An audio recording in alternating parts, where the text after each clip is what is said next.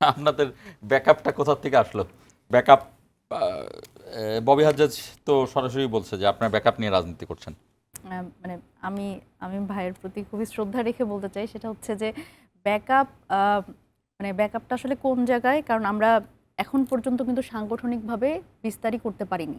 অথচ আমরা যখন জাতীয় নাগরিক কমিটি ফর্ম করেছিলাম, সেখানে কিন্তু স্বাভাবিকভাবে আমরা বলছিলাম যে এটা রাজনৈতিক উদ্যোগ। তো সেখান থেকে আমাদের কিছু নেতৃত্ব বের হয়ে এসছে তৃণমূল পর্যায়ে।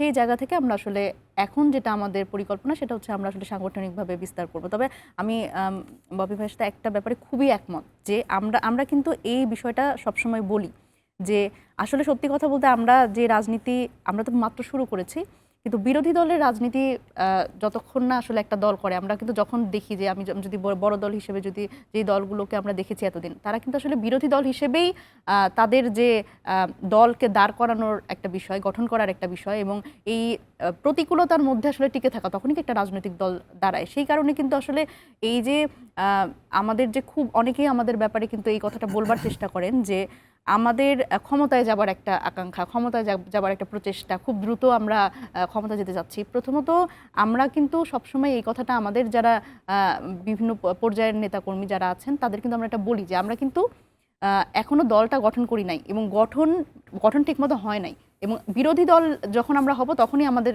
দলটা আসলে ঠিকভাবে দাঁড়াবে, এবং আমাদের রাজনীতিটা আসলে কেমন করব সেটা কিন্তু আমরা বুঝতে পারবো। সুতরাং আমরা কিন্তু শিখছি এখনো, আমরা অন্যান্য দলগুলো থেকে শিখছি এবং আমরা শিখতেই চাই।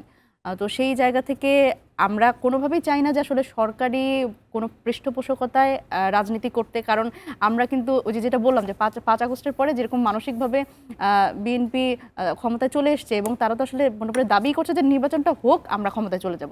আমাদের কিন্তু এই ব্যাপারে কোনো মানে কোনো ধরনের আপত্তি নাই।